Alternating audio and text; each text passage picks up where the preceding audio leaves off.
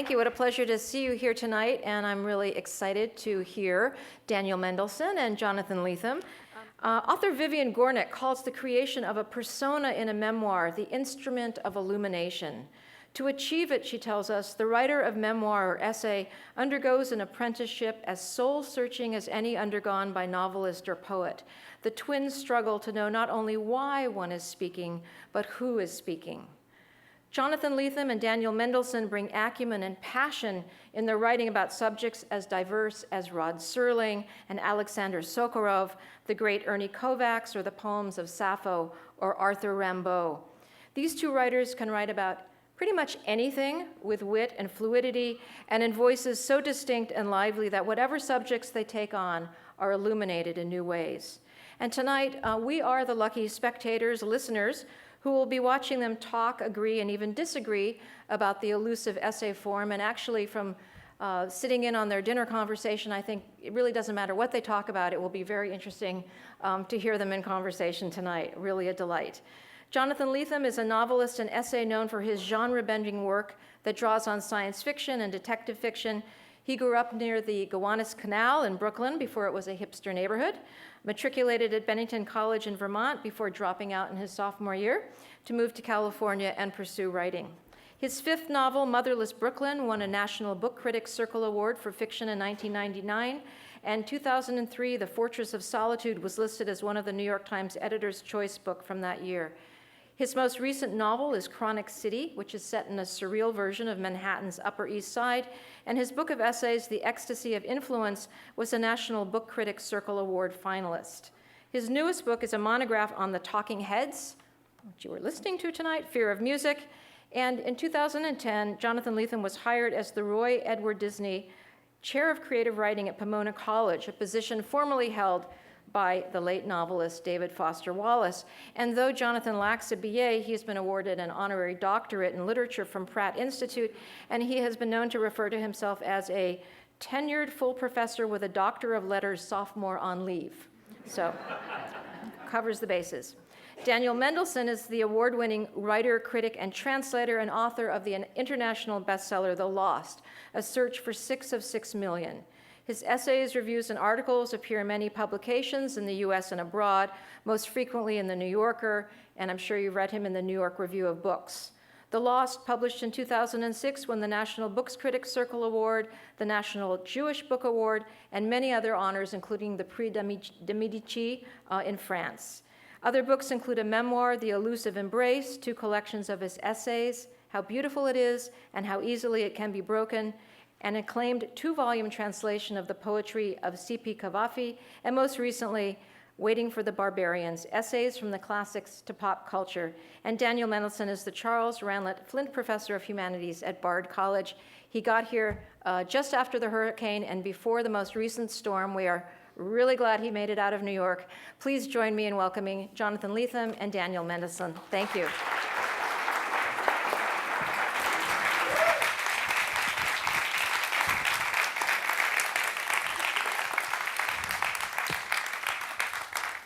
Hi, everybody. Thanks for coming out. In what counts as a hurricane by LA standards, I think.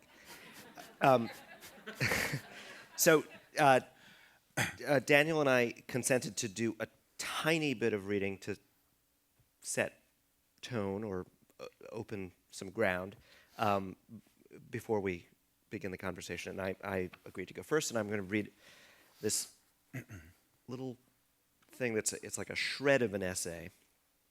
It's actually short enough that I can read the whole thing.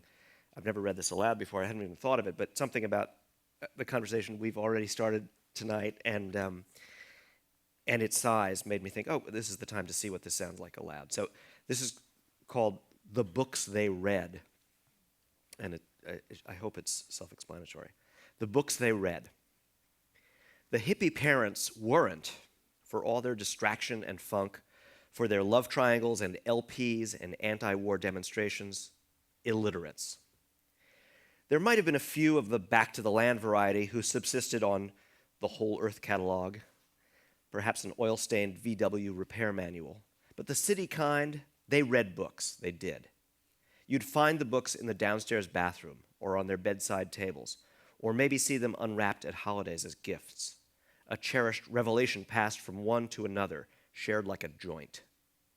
Love's Body by Norman O. Brown, Couples by John Updike, I'm Okay, You're Okay by Thomas Harris, Another Roadside Attraction by Tom Robbins, Knots by R.D. Lang, The Height Report, Marshall McLuhan, Timothy Leary, Carlos Castaneda, Theodore Roszak, Anais Nin, Philip Slater, Buckminster Fuller. The day's bestsellers, books which made their world as Malcolm Gladwell, say, and Deepak Chopra, Mitch Albom, The Lovely Bones, American Psycho, and The Rules made ours. In retrospect, the titles are motley, contradictory, as variable as the songs on a given decade's top 10 list or a list of its top-grossing movies.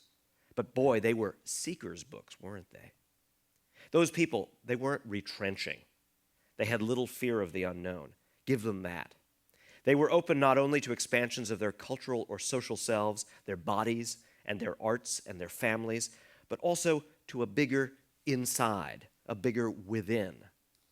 The collective brain had more labyrinths back then. To reanimate the world of the hippie parents in any form deeper than a Paisley cartoon would mean doing an archaeological reconstruction of those shelves and then devoting ourselves to them as readers, to do justice to the world mind that's now sunk in a sea of time like the Titanic, an outright impossibility. The hippie parents, floating far past the wreck on that sea's surface, couldn't do it themselves. The books, if they haven't been tossed into boxes and moved to the basement, or long since donated to thrift stores that couldn't move them, are ciphers, tiny headstones. We hippie children remember them as prospects, promises, opaque and threatening talismans. Now, after all, we were right. The books of the hippie parents have been returned to mystery. The hippie parents have forgotten them, if they ever really read them in the first place. And by the time we could penetrate their books, we had our own. That's it. Thanks.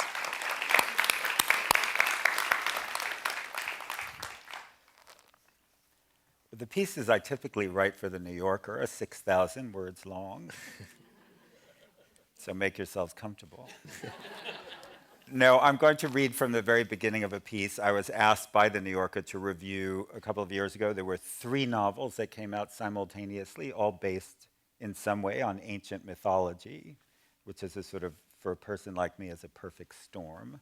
And so I was trying to think of a way to talk about adaptation. And so this is the beginning of the review of these 3 novels, John Banville's The Infinities, Zach Mason's The Lost Books of the Odysseys, and I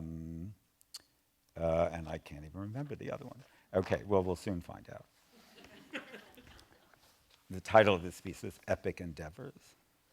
Toward the end of John Banville's new novel, The Infinities, a more or less contemporary tale over which the Greek gods Zeus and Hermes preside, a snooty character to whom someone is describing an updated production of a play about the parents of Hercules, declares that he, quote, does not approve of the classics being tampered with, end quote. The Greeks, he said, knew what they were doing, after all. The joke is that the pretentious young man doesn't know what he's talking about.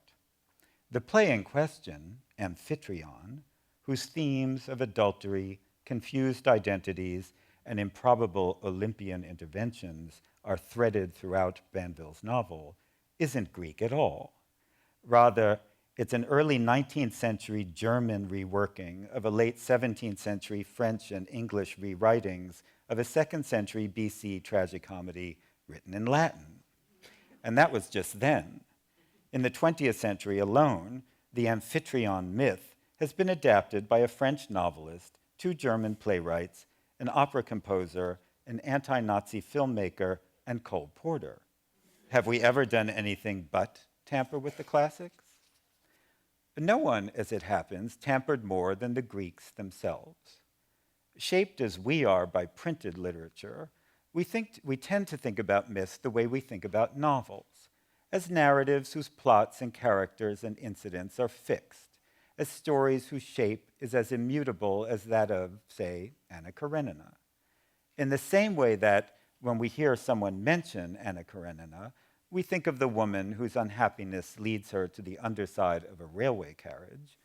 When we hear the Oedipus myth mentioned, we think of a particular story about the unlucky man who unwittingly kills his father and marries his mother, and about the awful aftermath of the revelation of incest and parricide, how he blinds and then exiles himself, how she hangs herself over her grotesque marriage bed.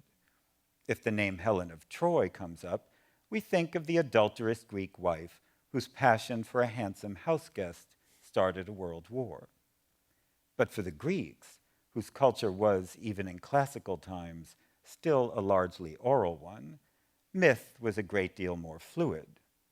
Not 20 years after Sophocles put on his Oedipus Rex, whose huge popularity from ancient times on has crystallized the self-blinding, exile, hanging version of the story, Euripides presented his tragedy called Phoenician Women, in which Oedipus and Jocasta are still shuffling around the palace long after the revelation of incest and adultery. In the same playwright's lost Oedipus, of which only fragments remain, the Theban king's blindness is not at all self-inflicted at the climax of the play, but the result of an injury incurred during the initial fatal encounter with his dad. As for Helen of Troy, some people may be startled to learn that she may not have run away with Paris at all, and that, therefore, the decade-long Trojan War, like certain other wars, was based on a fatal hoax. In his play Helen, Euripides dramatized a tale that had been in circulation since not long after Homer. In it, the woman whom Paris takes home is just a phantom spun from clouds, while the real Helen, virtuous and loyal, is spirited away to Egypt. There she weeps for her sullied reputation and mourns her husband, who eventually turns up and rescued her. To us, brought up on D'Aulaire's Book of Greek Myths, all this sounds odd. It's as if Tolstoy's novel were only one of many possible Anna Kareninas, and there was a version in which the heroine acts on her final panicked moment of hesitation, climbs back from underneath the train in the nick of time, and goes home to squabble some more with Karenin. But the Greeks had no D'Aulaire's Book of Greek Myths. They just kept tampering. They knew what they were doing, after all.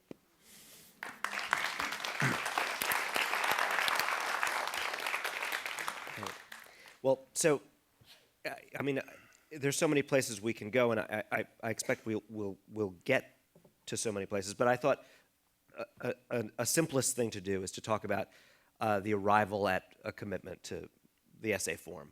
And I think of that between us partly because, I think our work is very resonant now in a lot of ways. I feel a lot of resonance with yours, but I'm pretty sure that the description of how we got to what we're doing in these collections, for instance, is very, very different. Yeah, I mean, the interesting thing for me, and I wanted to ask you about this, because your collection is more, has both long and very short things, blah, blah, blah. And, part of the way we end up, or if you're a working writer, part of the way you end up writing what you're writing has to do with who you're writing for. I mean, there's a great deal more, say, uniformity in my collection, because when I started writing, I was sort of aiming to write as a person interested in writing criticism and sort of essays about literature and movies. I wanted to write for the New York Review of Books, and I wanted to write for the New Yorker. And those places impose a certain length. And I often, it sounds like such a silly thing to say, but I often think the way I write is a function of the fact that I ended up writing for these two publications, where a certain expansiveness is the name of the game, right? I for 2 years, I was the book critic for New York Magazine, and let's just say the short form didn't suit me, or nor them. So I think, a lot of how we write is a function of where we write. I wonder Yeah. if you feel the same thing. You know, even before we get to sort of how we got there, I was just struck listening. I thought, God, he's so lucky he could do a whole essay in the times it takes me to read the beginning of my piece, you know. Yeah. Well, I mean, right. I mean, this is very much I mean, I think of the word commission, which can sound very, you know, like a mercenary word. But this book, when I was looking at what I was putting into it and where it had come from, it's not only a series of, you know, occasions that I was invited into, situations I was, you know, asked to enter, but in some cases, you know, some of it was done or agreed to anyway, in a very grudging or kind of distracted way. It's a series of interruptions for me because I'm principally a novelist. Right. And, but that in itself began to seem like an interesting description to me of what became the subterranean subject matter in the book, sometimes not subterranean, sometimes explicit, Yeah, which is the things that your work leads you into that you don't expect, the roles and relationships and occasions, and also the persona that you end up accidentally inhabiting. You know, I only wanted to write novels. I didn't really think about what it was to carry around the job of being a novelist. But it turns out novelists are constantly asked to do things, and I used to be very confused by that. But then one day I sort of woke up and I realized I'd written, you know, hundreds of pieces out of that confusion, out of those attempts to say no that failed, basically. Right. I mean, it's actually interesting. We've been talking for the past few hours, so I will be referring to things that we've already said, but it's very interesting because you think, you know, everyone loves to say the essay, right? And the essay comes from this idea of an attempt to do something, you know, it's a sort of a probing, right? You are a novelist who also writes essays. Yeah. Whereas I think of myself as a person who writes essays that are either around 6,000 words or 240,000 words, you know, that I think, I mean, as I listen to you talk, because the idea, you see, when you're a novel, I can't imagine writing a novel. You know, actually, John Banville, somebody sent to me this thing that he said about me, which I think betrays a lot of the sort of interesting prejudices, not in a bad way, about people who write nonfiction, and I only write nonfiction. He said, well, you know, he does this and he does that, and now I'm ready to see him really write, you know, as if writing a novel is the only real kind of literature. And I thought, mamma mia, you know, what more do you have to do?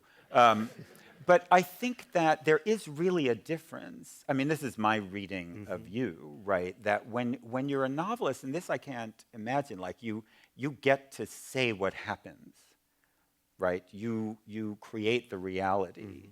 Whereas I always find that when I'm writing, either as a critic or as a memoirist, it's certainly in The Lost, right? That they're all kinds of detective stories, right? They're all me finding my way to the end of the piece. And so I think there is a kind of, I mean, we're obviously very different. We're both interested in essays, but I really think that in the essay, you're working, I don't know if you feel this, but you're trying to figure out what the end of the story is yourself, right? I don't know how the piece is going to be when I sit down to write it, because I always write them in one sitting, usually over a very long day, right? So do you know what I mean? It's Well, like, I do, don't except know what of course it's gonna be. everything you just said could describe the novelist's task. Oh, okay, then I'm wrong. You know, you need to be trying to arrive at an understanding that no other mechanism but the novel, the entire armature of your characters and your story and your you know, whatever dumb milieu you've given yourself that now you have to research and unearth, but all of it is to try to answer some unanswerable question that really you've only grasped, ideally, just as you write the last words of the book. Oh, wait, that's why I cared so much to do all this, to array all this stuff.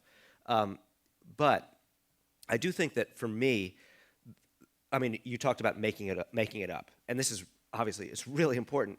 There is, my footing that I think is so different from yours because Daniel, you also have like genuine scholarship in your, in your arsenal. You have the methodology of being like a good student of things, even though you didn't opt, to be an academic, and your work exemplifies the freedom from the kind of, the drudgery, the obedience to the traditions of scholarly writing.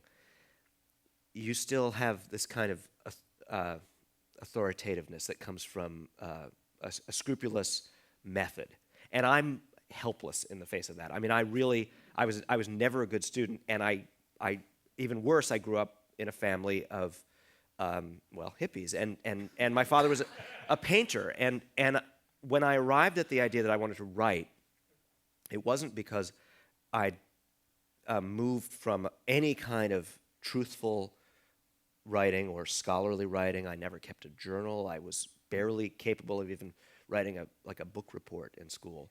I certainly never wrote a thesis or a dissertation.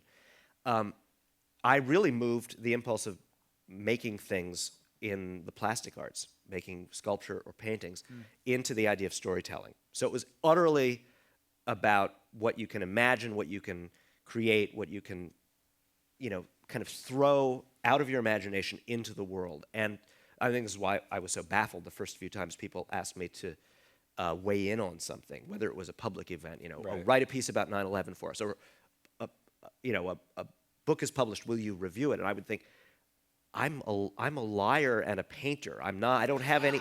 I don't have any truth for you, or even a footing to pretend to have authority in this way. And it felt like a mistake that it was being any authority was being awarded to me or credited to me. And I had to construct a kind of my own storyteller's version of credibility because I didn't have any. I'd never been fact checked in my life. I mean, I didn't even know what it would feel like to be accountable that way, I once did a Shouts and Murmurs piece for The New Yorker, the first thing I ever published in The New Yorker, almost 20 years ago. And it was when Julie Andrews refused to be nominated for the Tony because she was so angry that her husband hadn't been, or something like that. And so I did this whole thing about how I was preemptively not wanting to be nominated for the Nobel Prize. And the fact checkers called me from The New Yorker. And I said, because I made some reference, like, and I'm going to talk to the lady in apartment 3A. They said, is there really a lady in 3A? I said, this is a humor piece. Are you retarded? But it's interesting because this is a place, because I think, people think of you and what is present in your work is a kind of exactly a sort of, in some way, a kind of inverse of what I'm doing. You are about inventiveness with form, with genre, blah, blah, blah. And I'm, necessarily, because except when I'm writing memoir kind of thing, I'm writing about other people's work, so I'm sort of analyzing. So in that way, we're sort of mirror images of each other. But I was struck reading your book the first time and then sampling things just now preparatory to this conversation about the way, so I think, when we talk about the essay form, I love form. It's what I love, it's what excites me. And when I was collecting the pieces for this book, I was very aware of the fact that I react very strongly to formally nice things that have shapes that emerge during your experience of them. And I was very interested to see in almost all of your pieces I would say, a kind of resistance to expectations of form. It's something in whether you're sort of kibitzing with yourself or doing bulleted sections or numbered sections and so I think that, again, it's a sort of reflection of this thing that we were just talking about, that I'm happy to be in Right. the form, and you're pushing against Yeah, it. but still, to push Maybe against it John is always Banville to was be right. interested in it as well. And I think, No, well, you're making a new one. yeah, or also pressuring the edges to see what the form feels like. Right. You know, you push through it through the frame to identify that a frame exists. And I mean, I think this again for me comes from the, in a way, the kind of art I grew up looking at. Right. You know, which was often wall art, but with some sort of exploded, you know, a Rauschenberg painting that also stuck out. The goat's head stuck out. You know, it was sort of like it was both obedient to the frame and it was completely disobedient at the same time. Right. I actually wanted to ask you about what you, in terms of your own sort of exposure to the essay as a genre. Yeah. Like, what were you running into That's when you were at the early age of first absorbing? That's other a great people's writing? question. You know, I think that one of the reasons I had to arrive at it in such a backwards way is that I was very late to reading the essay per se. I mean, I had an encounter with Rousseau and Montaigne in my very, very, you know, thwarted college career. That meant something to me, but otherwise I didn't know what an essay was. I mean, I of course it turned out in retrospect, you know, okay, well I read some Susan Sontag, but I didn't think about the essay. The place that I was comfortable, and this is really revealing as to what I ended up doing most naturally and most frequently, is I read introductions to novels when, you know, because I loved lost novels and I loved the kinds of novels that need introductions, right? And I read a lot of them, and so those are essays, right? So, in fact, most of the time when I thought about what an essay was, it was someone raising the curtain on something. Right. And the first few times I really gravitated and found that I did have something to do, I was already, you know, kind of implicated, despite myself, in thinking about how to do an essay. And, okay, damn it, I'm going to do this, and it's going to be exceptional, not just a kind of perfunctory, you know, okay, I did your little assignment, but I think I was writing introductions, and that was because I'd absorbed so many fine ones. I mean, it's a stealthy place where essays go to hide. Is, you know, I mean, there are a lot of great introductions out there. Right. Right. You see, in that way, I think we're very similar because I was recently asked to write, to sort of enter into this giant kind of brouhaha about criticism that exploded during the summer. There were these, as some of you know, in the New York Times, there were these two very flamboyantly negative reviews that appeared over the summer, and there was this incredible outpouring of soul-searching and anguishing and critics and editors weighing in all over the place on the web, in publications, talking about what is criticism. And in this sense, I think we're very similar because when the first essays, you know, you didn't know that's what they were. It was just in a magazine, right? Was the New Yorker. You know, the critics in the New Yorker were my education in the essay form and in criticism at the same time. And what I was trying to say in my own reaction to this whole question about, you know, criticism and what is its role, and should there be negative criticism, and how negative should it be, was that I was educated by those people. That when you read a, you know, 6,000-word Andrew Porter review of a performance of, you know, Tosca at the Met, you were getting the whole history of Tosca, you know, the whole history of the performance of Tosca, and then at the end, the review of that nice performance, which you were then able to evaluate because you knew the whole history of Tosca and the whole history of the performance. And so I never, it's a funny thing to say in any town, but in this one too, you know, I never thought of criticism as a problem, right? I never thought about it as anything but educative, right? I thought, oh, critics are there to tell us, it's also, not read it, don't read it, see it, don't see it, but what is it, you know? So in that sense, it was very much the same, right? What is this thing that you're looking at? Here's one way of thinking about it, right? Well, and you're also, you're creating a, you know, I mean, when you're a reader and you're discovering things, you're desperate to create an image of the world and understand where these things are hung in that world. Right. And you can't do that only by consuming things directly. But, you know, I mean, you can, you know, if you're 15 years old, you can finally see an R-rated movie, you can run out and see One Flew Over the Cuckoo's Nest, right? But then you also read Pauline Kael's essay where she's placing it in an immense Right. context, almost effortlessly. You begin to absorb all these details, and you become authoritative. I mean, a lot of this is about how you construct a hologram of a cultural reality. Right. And I mean, sometimes it means also knowing things indirectly. Just as I sometimes find myself talking about films that I never actually saw, but I read the Mad Magazine parody of. Summer of '42. Well, I memorized the parody, but I never seen a frame of the film. But I know a lot of things about a lot of books I haven't read, and that's actually how a lot of that's how literate people function. Right. Right. Exactly. That's very funny what you said, because I knew everything about 1940s and 30s Hollywood movies from the Carol Burnett. We were talking about Carol Burnett before. Parodies of them.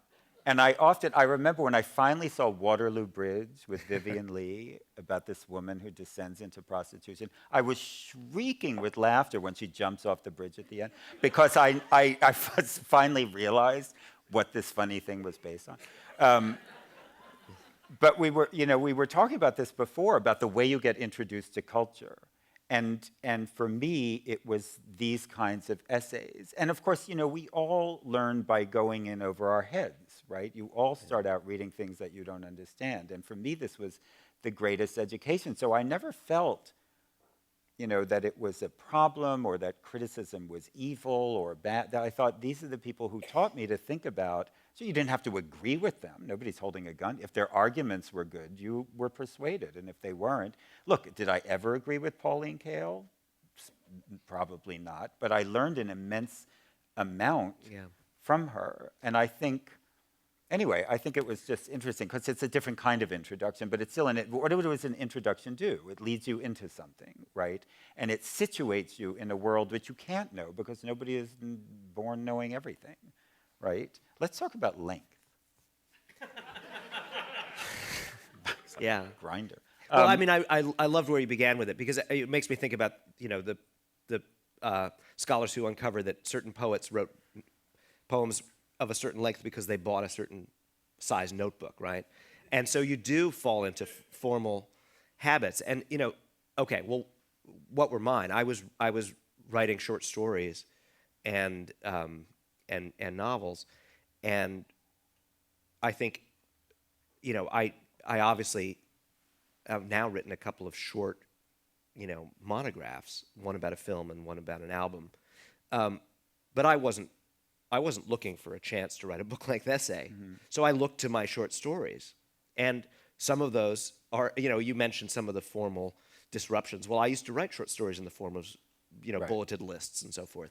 I was thinking about Donald Barthelme and the way he would, and actually, it's funny you mentioned your humor piece in The New Yorker, because I think I often took, when I go on a little foray like that thing about the hippie Right. parents' books, I'm probably thinking of Ian Fraser and Barthelme in those occasionals that they would write for The New Yorker, as much as anything else, as the model for a kind of sprint, sprint isn't even the word for it. It's almost like a dart thrown into the air, Right.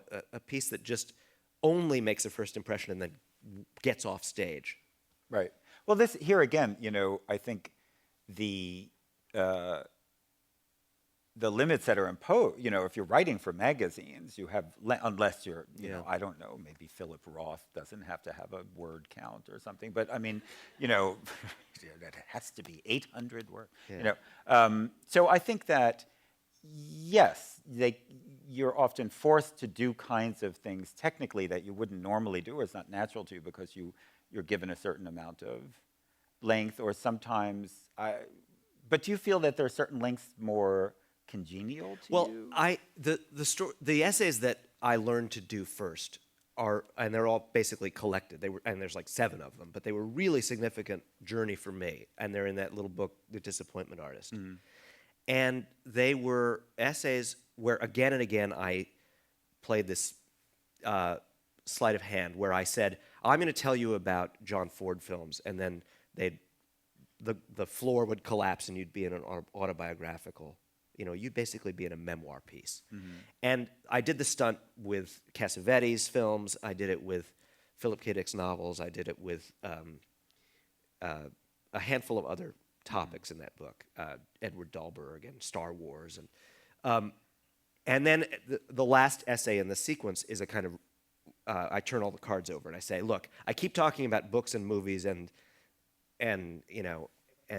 records, or rock songs, but then I keep talking about my mother's death and what it was like to be 14 years old. So let me stop pretending and let me be direct. But those essays demanded that I have the length, I have the space to play the game. Right. The necessity of the pressure of the emotional material bursting up from inside the ostensible essay or review, cultural piece. Right. Demanded that those pieces each take a certain kind of leisurely, that I set up one game and have room to turn it over into the other. And they were all very proportional, and they were very much proportioned like the longest short stories I'd written to that point. They were little novellas, novelettes. But then when you come to those little tiny pieces in here, I think actually you find the influence of the internet quite a lot, because it's the era of blog posts and also round tables. If you're a writer whose name matters in the least to a website, the way they get you to write for them is to endlessly say, we're getting 12 authors to all weigh in very briefly on the topic of, this. Or magazines do it as well. Yeah, There's a piece in here that I wrote about what I think Godfather 4 should consist of. Yeah, it was for I love Esquire. that piece. Well, of course, the way they did that was they basically beguile you. They say, you and Salman Rushdie and Nadine Gordimer are each going to say what they think Godfather 4 should be, and they're only doing a paragraph, and that's all you have to do. It'll take you 5 minutes. So you're like, oh my God, if Nadine and Salman said yes. So then you weigh in, right? And so you write these little things that are like kind of journal entries or blips, blog posts, even if they're in glossy magazines. Right. And so again, there's this sort of formal reality that is introduced that becomes a way of thinking on the page, and you respond to it. Right. You rise to these occasions. Right. No, I was just thinking that I found, in my own experience, I used to write, for example, very frequently for the New York Times Book Review when I was first starting out, and those pieces were 1,500 words. And I thought, when you get used to a form, it affects how you, when you get used to a length, rather, it affects how you write, because you start thinking in terms of, as you were just saying about that piece, what can be done in a certain amount of words. You have to, I have a friend who always says criticism is a service industry, and it is. So, you have to give certain numbers of certain things to your reader. And then I thought, I know how to do this. But then when I started writing for the New York Review of Books, it seemed very clear to me. And in those days, you could write pretty much to any length. Now they're all sort of about 4,500 words. But I remember I did a piece about Tom Stopper that was 7,500 words, and it was not a problem. And I thought, this is really the right length. And I think, so, I guess my question is, is there and that's what I've been writing ever since. And I'm writing one right now, and you sort of know what moments you're hitting at what point, because how long the introductory, like the one I just read, what that's going to be. That doesn't make sense in a piece that's only 200 words longer, right? It only makes sense in a piece that's 4,000 words longer. So I'm fascinated by this sort of interaction between what we think of as sort of the creative part, us speaking, our wonderful selves, pronouncing, and the fact that you're in a space, right? You always say, how much space do you have? And what you can do in different amounts of space is different. Yeah. Right? And I, as I was joking before, I can't do what I like to do in 1,000 words. I can write a 1,000-word book review in my sleep. I've written hundreds of them, but So I guess what I'm saying is that I have come to feel over the years that there is a way I have of telling a story, Right. whether the story is a review or the Holocaust history of my relatives, that feels organic to me at this point. But I'm wondering, as I say that, whether it's organic or that merely I've gotten very used to a 4,500 or a 6,000 word space to tell it. Do Yeah. you see what I'm trying Well, to say? absolutely, and but I also think this is a question. I mean, I come to this in writing the fiction, and in teaching. You know, my undergraduate writing students feel they've written a long piece of fiction at page 11. They begin to be impressed and overwhelmed, and I often, what I run into in their work is then, of course, they haven't had very much space to set up the kinds of things that actually make a short story satisfying. They've tried to do a traditional short story that in manuscript would probably have been 25 or 30 pages long in 11 pages, and it seems thin to them. And I point out that there's actually just a very simple, they have a lot more room to work with. And, you know, but these forms are arrived at, and they're very, you know, it's George Gissing wrote triple-decker novels because the market, the lending library market demanded that, and you can feel him pushing situations to fill the triple-decker format that, you know, he might in another era have written, you know, 200-page novels. Right. And you know, I'm very conscious, whether it's a magazine format or something less visible that no editor articulates for you, but you've absorbed by all kinds of triangulation. Oh, a serious novel is this length, or a story that the New Yorker might consider publishing is this length. It does this number of things, you know, before it goes off stage. Right. I mean, in that sense, I'm not really off topic, but it's more about this sort of state of how media and storytelling intersect, and we're in a very interesting moment for that conversation because we have media that are now new. And I was thinking, for example, you know, the most cursed of all genres is the novella. You know, it's nobody ever wants to publish a novella because it doesn't make sense economically for publishers. But suddenly, in ebooks, you can have. I keep thinking that, like, in 2 years from now, there will be 800,000 novellas finally because nobody cares, you know, about the packaging anymore because it doesn't matter in an ebook if it's 30,000 words or 300,000 words. You know what I mean? Yeah. And I'm very interested in that right now because you can have certain conversations about form, since we're talking about form, that you couldn't even 10 years ago because we have media that allow for new kinds of forms. Every time I write a tweet, right, I think, you know, at its best, right, this is a new genre that could create a whole nation of haiku writers. Right, this has not happened, needless to say, but, you know, but sometimes it does. Look what Teju Cole is doing in his Twitter feed. So I'm very interested in, like, for example, the novel, since you're a novelist, you know, the novel couldn't happen until you had a codex form book, really. I mean, you had to have a actual medium to read a very long narrative that was practically, you can't read a novel on a scroll. It's a physical technology. I mean, one of the things that I always end up having to explain when I say I'm not really attracted to reading on an ebook is that that's not actually an anti-technological position. No, I understand. Because what I'm quite devoted to is the specific, you know, time-tested technology of binding and pages, which has to me a deep formal pressure on the experience of reading the text. Well, also, and pressure, I would say literally. You know, I've been thinking of writing an essay about the difference between, and I have a Kindle. I was like the first person online when that thing happened because I hate schlepping canvas bags of books on airplanes. And I'm very interested in the difference between reading on Kindle and reading old-fashioned books. And this is not, again, I'm not at all a Luddite, but one's experience of the book, and it goes back to the relationship between form and content.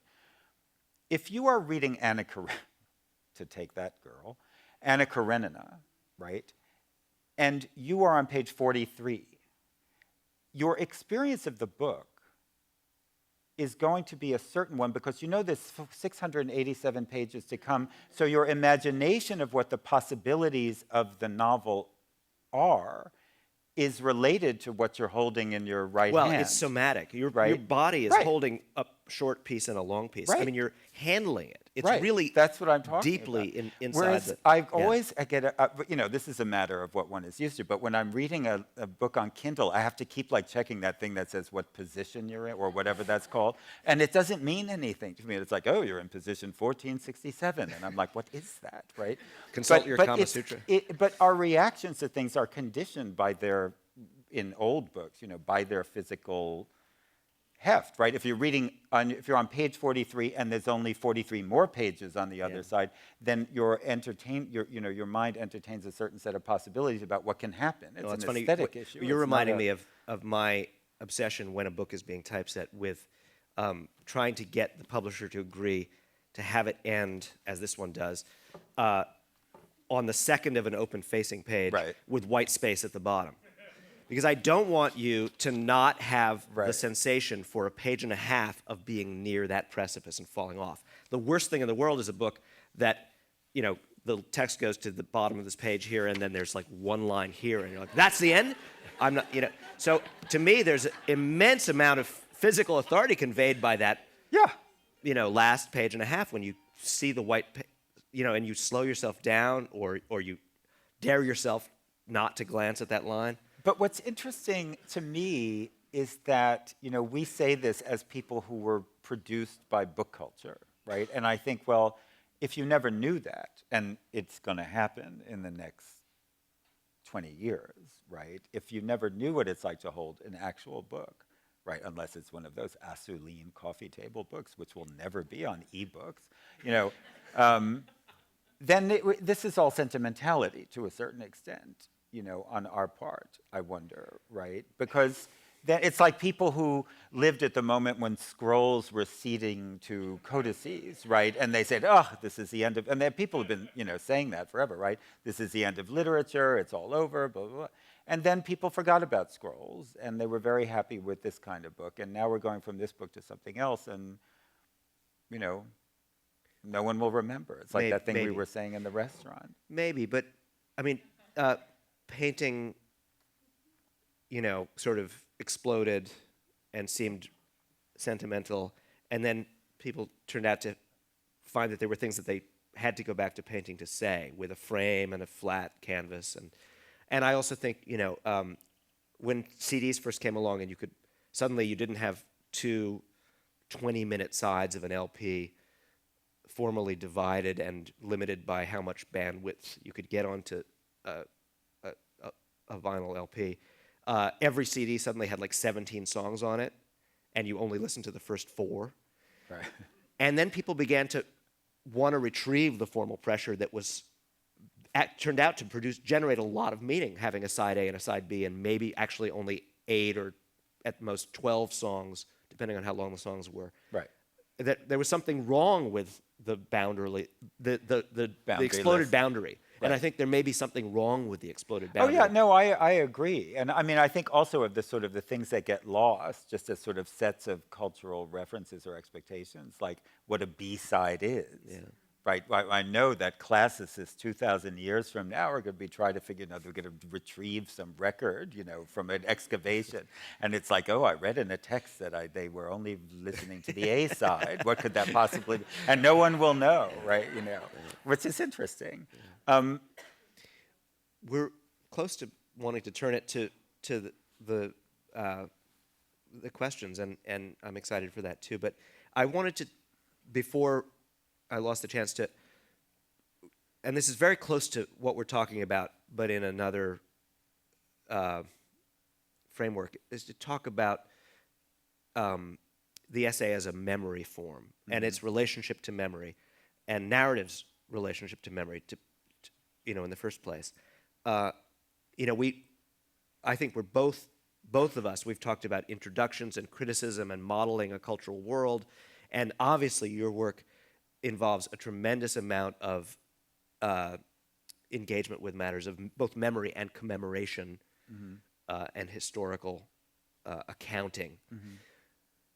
and I'm very engaged, I think obsessively engaged with the idea of curation. I mean, when I talked about introductions as the essays that were most natural to me and that I was kind of raising a curtain on something, it really relates in a lot of ways for me to my life as a bookseller and a collector of books and a cherisher of out-of-print or forgotten or neglected authors, that there's a curatorial, commemorative impulse. But at the same time, you said that culture is created by forgetting. And for me, that's an enormously pregnant remark because it's terrifying and it's unmistakably the case. And narrative as well, and memory, consciousness itself, I think, is so much more shaped by exclusions, by willed blind spots, isolations of a very small number of experiences or, emphases at the exclusion of tremendous amounts of other stuff that just goes howling off into the void. And so I want to talk to you about the essay as a form engaged with memory and forgetting. Well, I think that, I guess I want to respond by thinking again about space and constraints of space. And we were talking at dinner before we came here about things that are important to cultures, and then 60 years later, nobody remembers, and we were... I tried to say the name Carol Burnett to my students the other day, and these are brilliant, privileged, talented, culturally equipped 19 and 20-year-olds. But this was a blank wall. I mean, Carol Burnett is gone. She lives in our space here, in this group mind, but she's dying. As each of us goes, there will be no more Carol Burnett. Right. The evidence was in their eyes. And we were talking about this, it's just so shocking to us, and this is when I said, and I say this both as a classicist, but also as somebody who, in one case, became very involved in writing about the Holocaust and thinking about the Holocaust, and so I said the history of culture is the history of forgetting. We'd like to think it's the history of remembering, but when you think of the, as I would put it, the Carol Burnetts of ancient Greece, that no one knows even to mourn because we never knew that they existed, right? Things that become totally lost. And we find this today such an extraordinary idea because we have so many technologies of preservation and storage and whatever, but things do get lost. Like the radio shows my parents, we're talking about this in connection with your next book, the radio shows my parents listened to, which were very important to them and they knew everything. I didn't care about them, and now no one remembers them because my parents' generation is dying out. And I think that's natural to some extent. Things are important to us, our in-jokes, our cultural references, and they pass away, except the stuff that doesn't pass away, which then, 2,000 years from now, people like me get to tell everyone about, right? So I think an awareness of this at this juncture, is obviously a sort of motivation of what we do when we write essays. What is the essay? If it is an attempt, part of what it is an attempt to do is make a record of your thinking on a subject at that moment. And I would say, I would just want to sort of bounce the ball back at you, but I always think that this is like a little marker, right? Of essays are very, whether it's a piece of criticism or a sort of more traditional essay, it's a record of what you thought when you thought it. I think that, what's that thing? The timestamp element of essays is very important in a way that maybe it's not in other kinds of writing. I always feel that when I'm writing, that this was then, and especially if you collect them. Yeah. Because people will say, oh, are you going to change it now that, it turned out that it was a terrible play or whatever, And I always say, no. Well, your editor always says, you want to change this because you were wrong or...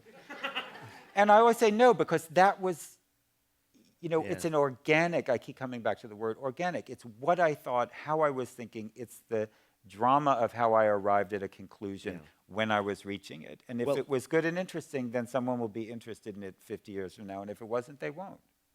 That's absolutely great. I think they are fragments of confession, in a sense, no matter what you do, no matter how much you disguise them. Or, they are journal entries in a sense, and that's that. But they're all personal. That by the way, is exactly an answer to something you raised. You didn't exactly question it, but those places where I talk back to the essays in this book were my solution to, do you want to change them? The answer was no, they seem absolutely lodged in time. They're time-stamped, but what I want to do is say hello to them from the present. I want to wave at them and say, look, I'm looking at you. You know, I see that you're odd and strange because I wrote you on that day when I was feeling this way, or in that year when everything seemed tragic or ridiculous, you know, and now I'm not sure, you know, if I agree. Right, because the other thing is that we were talking about this also, that, you know, all essays are personal, even if they're reviews of things. You know, it's all personal. It's never not autobiographical. But the other thing is that because you are also a moving target, right? The you who writes now is not the you who's going to write even 6 months from now. So you know what I mean? So that it has to be time-stamped. Yeah. Because it's all personal, and the person who writes them is an organic being. You change your opinion. Nobody ever wants to admit that. No, but you know what I mean? People say, oh, you know what? I changed my mind. You know, so I think that's very interesting. Yeah. Should we? Great. Let's take questions. Okay, great. Tell us what to do. This is for you, Mr. Lethem. Hi. Is that here? You here? Do you believe Super Goatman made a difference or an impact in the world? And then a second question before you answer. Yeah. Your opinion on paper clips. Well, okay. You're begging me to be very, very inside baseball here. This is Super Goatman is a short story, one of my favorite of my short stories, that is, you know, in a way quite evoked by that little essay about hippie parents. Super Goatman is a character who is a kind of a failed superhero of the 60s era, who has retreated into academic life. He now teaches courses on the 60s. And he was based on a lot of things, but in some ways, I was thinking about Allen Ginsberg when Allen Ginsberg died, and how overwhelming a figure he was, so consequential, so iconoclastic, so powerful, so easily ridiculed and isolated and made into kind of a token of a time that we'd sort of recovered from, and yet how so much of the challenge of his presence was unanswered in our generation, that it was just like we just failed him completely. And so Super Goatman was going to be like an Allen Ginsberg problem for the younger characters in that story to solve. You know, this is obviously a subject that I'm helplessly engaged with over and over again. The book I'm working on now is about 3 generations of American leftists, basically, each disappointed by the next one for being kind of feebler and more academic and less historically credible than the last. So I can't help you with the paperclip part of the question. Will you forgive me? Thank you.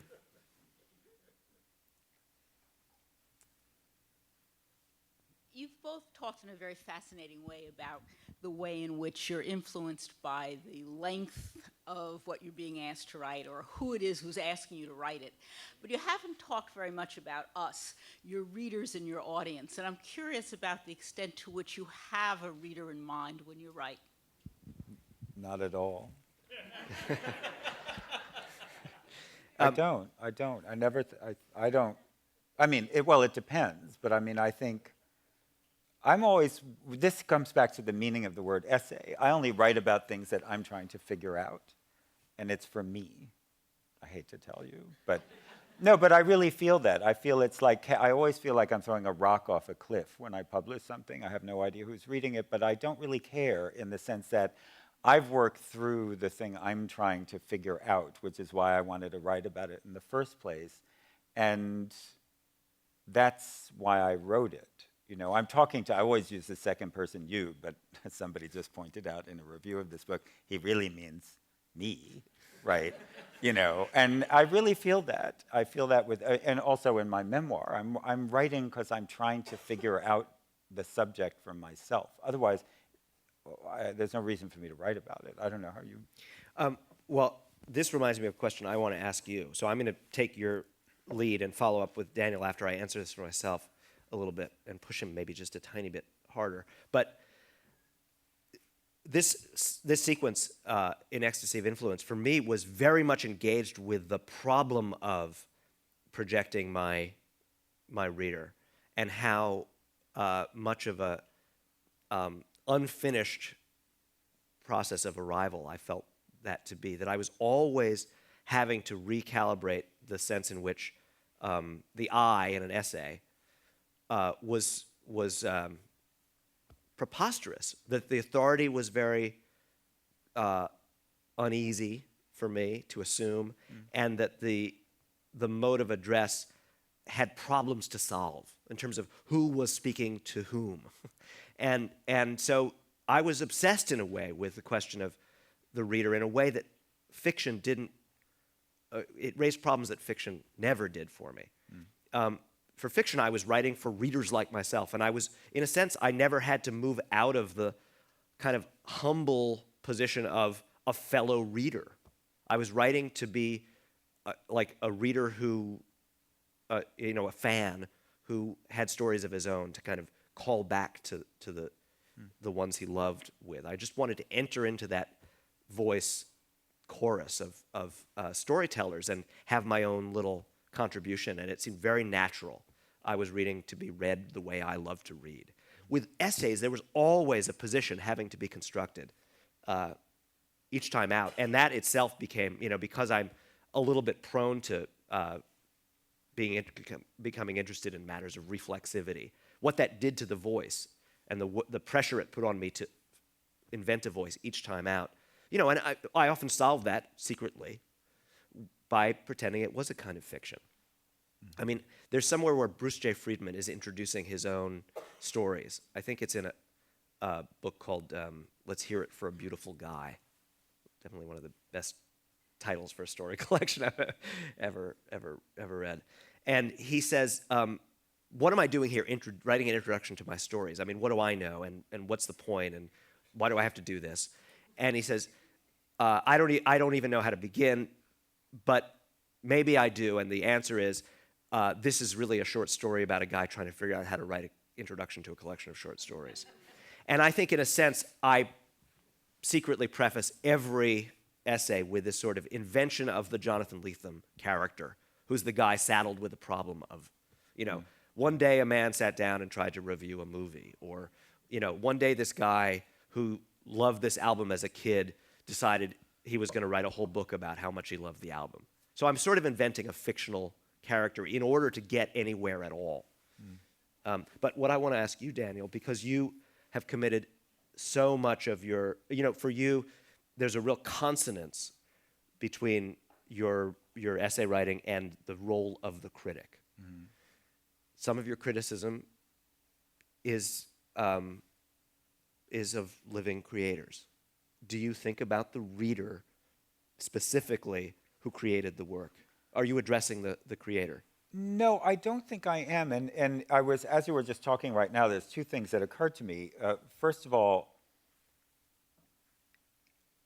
because of the way I was trained as a classicist in a scholarly environment, I don't have, probably, and I'm not being cute or ironic here, to my detriment, the anxieties that you have about the persona, because I was trained that your authority derives from your research and your reading, and the fact that before you sit down, as a teacher of mine said when I was a third-year classics major at the University of Virginia in 1981, and I was about to write a paper, and she said, well, but of course, you can't write anything on this subject unless you've read everything.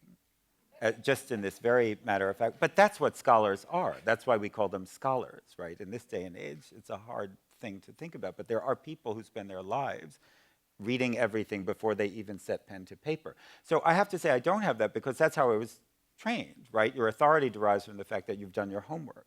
When I left the academy and I finished my PhD but had already started freelance writing and I started book reviewing, I still remember editors I had, and if I was like reviewing the new Jonathan Lethem novel, and in the review I would refer to the previous one and they would be so impressed. And they would say, oh, you read the other novels? And I would be totally stupefied. So I don't have that problem because I'm always writing from that. It might be good to sort of shake it up in some... No, I'm not being sarcastic. But that's how I was trained. The other training that I have is to think of the subjects of my reviews as having been dead for 2,000 years. Because when you're writing scholarly articles about Euripides, that's the case, right? And the irony is that's often how it feels to have been criticized. Well, no, but you see, I would say, all kidding aside, I take that as a compliment because it means it's about the work. It means that I think it's a compliment to me when the critic is not worried about my feelings. I've had bad reviews, a couple.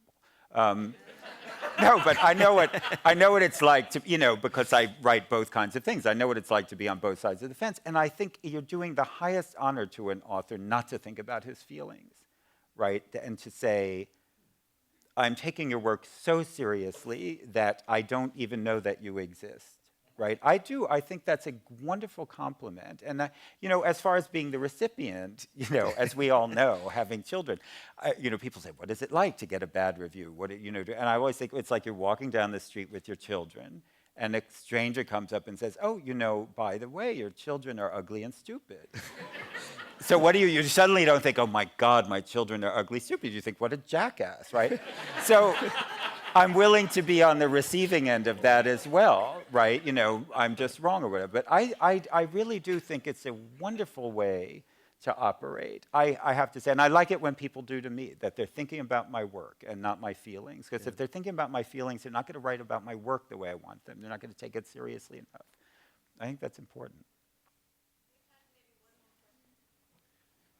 Hi, I wanted to ask you guys to weigh in, back to the sort of definition of the essay, to weigh in on the John D'Agata lifespan of a fact controversy and this whole notion that maybe the essay is a form that isn't necessarily non-fictional, and how you feel about that.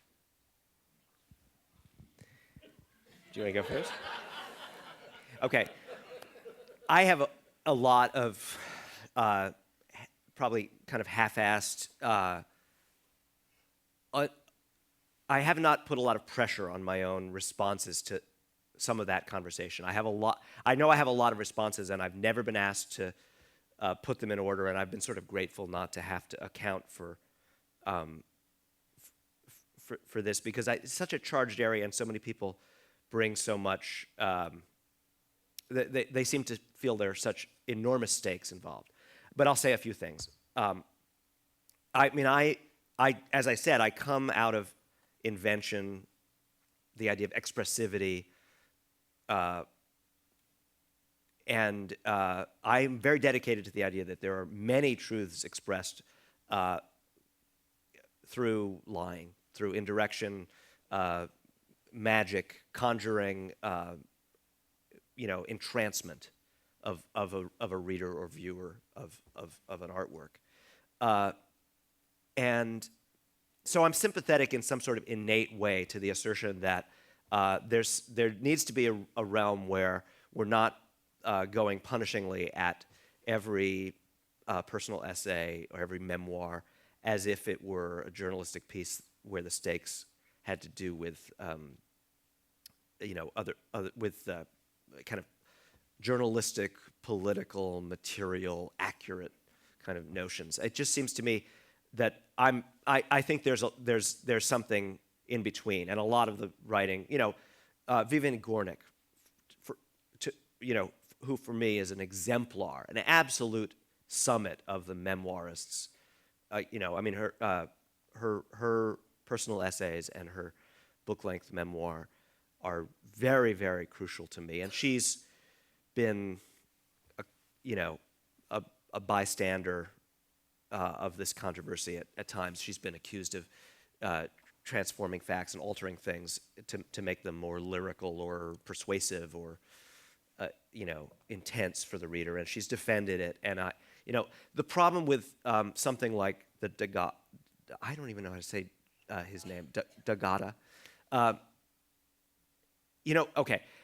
I've also been a career defender of appropriation, sampling, collage, appropriate, all these, sometimes dubious forms of borrowing in the arts. But one of the truisms about being a defender of an absolute position like that is that you often you end up defending a really horrible example.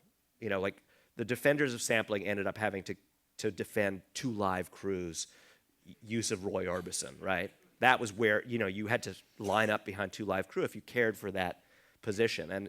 And in a way, Dagata is 2 Live Crew, because he, in the name of things I find fairly persuasive, he provokes you into having to defend taking this real account of a teenage suicide and making all sorts of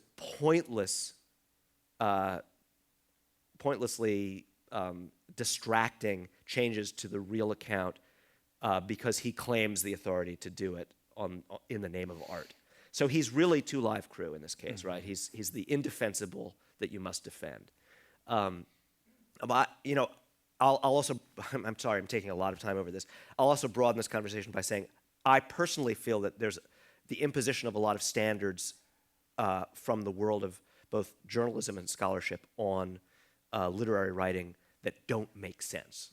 That make sense in those realms, but do not make sense in the realm of the literary arts. And I think that's the description that, if I was going to center my, my description of this controversy, I would say what's happening here is the kind of self-policing that is necessary when you're, working in the tradition of the newspaperman or the academic, has leaked into people's feeling about, it kind of becomes a bogus ethics. Like when someone is chasing Ian McEwan for doing historical research and putting it in his novel, it's like, what did you want the novelist to do except persuade you by finding out stuff and making it amazing in his novel for you? It seems crazy. Dagata makes himself hard to defend, right? So he's in the provocateur stance. But it's an interesting question. I also have sort of conflicted notions about this. On the one hand, I'm the child of a scientist and a teacher, so I believe in facts. I flew here in an airplane. The reason the airplane got from New York to Los Angeles is that aerodynamics are facts, right? You can have a faith-based airplane, but it's not going to fly, right? So there's that, right? And there's also that things actually happen, right? As the author of what is in part an oral history of what happened during World War II in a small Polish town, I also am aware that, people experience the factuality of facts in different ways, and that becomes a problem. There was this case which I was talking to somebody who was doing this Q&A with me in the LA Times for today, of this, because I love phony memoirs. It's my new favorite genre. But it goes to the heart of this problem, which is that everyone who experiences a fact is a person, right? We are all people, and therefore it gets complicated, right? So there was a woman who wrote a memoir of how she survived the Holocaust in Belgium, and that I can't even say it, it's so funny. And she said, I survived the Holocaust because I lived with a family of friendly wolves. And that it turned out that in the forests of Eastern Europe, where apparently there are no wolves, it turned out, of course, that this was not only fabricated, when somebody noticed that everything she said about wolves in the book was exactly the same as the Wikipedia article about, even the mistakes. But what's so interesting to me was that, and then it turned out she wasn't even Jewish. But what's so interesting to me, and to get to the heart of this, is that when this all came out in the wash, and she said, this is the world we live in, it may not have been reality, but it was my reality. Okay, now, on the one hand, that is the actual definition of crazy, right? When your reality isn't our reality. But on the other hand, I thought there was something that goes to the heart of this problem, because it turned out, actually, that her father was a collaborator. And I thought she did live with a family of wolves. right? And I thought that what had happened, in the way that we know that this happened, is she created a narrative that made her reality acceptable to her, right? So was it true? Not factually, not in the way the airplane got from New York to LA, but it was true for her. I'm not exculpating her. I have no sympathy for what she did, but I understand, because this is an extreme example of what happens all the time, which is that we present based in part on our fantasy of what we would like to be the case. I had this experience interviewing Holocaust survivors who were a lot less addled than this woman, right? What we remember, we were talking about memory before, what we present, what we narrate. So there's that problem. And finally, just to bring this back to writing and the essay, you know, when I was on my book tour for The Lost, a woman stood up and said, "Oh, I'm so glad that somebody got the whole story of what happened in this one town, because now it will be preserved." And I laughed, because I said to her, if I wrote everything I learned during my 5 years of research, which wasn't either the whole story, it was just everything I learned, it would be 5,000 pages long and nobody would want to read it, right? It's nothing in the book is not true as far as I know, not factual, but narration is already falsifying. It's shaping. Right? Yeah. Everything, think of what, and it comes back to this idea I had about space before. An essay is also everything that's not in the essay, right? And my book is just what I chose to put in the book, which is, so is it false because it doesn't contain everything? It's not factual in some naive way because I had to leave things out. Some things were boring, some things that weren't interesting, some things were repetitive. So you could say, well, my book is a falsification. Every narrative, every nonfiction narrative, and this comes back to a point you were making before, is also a fiction or a I don't know what the right word for it is, because you're taking what's true, but you're making it into a shape. So it's already not equal to the facts. And I think when we write, whatever we're writing, fiction or faction, you know, it's a falsification necessarily because it can only be its own shape. It can't contain everything. Yeah. And I think that's an important, even in journalism, right? So I think that's very important to think about. So I'm going to add one last thought from me, and it again reveals my the way I ground my thinking about everything in my primary experience, which is making novels. But it seems to me, I was very aware when I wrote The Fortress of Solitude, where I backed in because of personal experience and stories I began to develop out of personal experience into portraying the gentrification of a mixed-race neighborhood in a specific moment in real time. And these were other people's stories. And that novel demanded of me a kind of, it generated its own ethical necessities. I was binding up other people's meaning inside that story. Even if the book hadn't reached any success at all, it would have still been true in the composition for me, right. that I would feel that. Other novels, and for instance, the one I undertook immediately after that extremely, what I would call, it was a project that entailed responsibilities because of the internal creative pressures that had arranged such and such materials, in front of me. I accepted some ethical responsibilities. Then I wrote You Don't Love Me Yet next, which was a deliberate exercise in utterly irresponsible fiction. There was no one who could be affronted by the book. Didn't assert any responsibility in the world. It didn't occupy that kind of space. And I think finally these judgments are always exact and specific to the projects, which tend to generate right. an ethical field of their own, and that you can't generalize very safely. Yeah, right. This was a fascinating conversation, and please join me in thanking our guests. Really great. And if you are interested in becoming a member tonight, talk to Libby out in the lobby, and thank you so much for coming to Aloud. Thank you.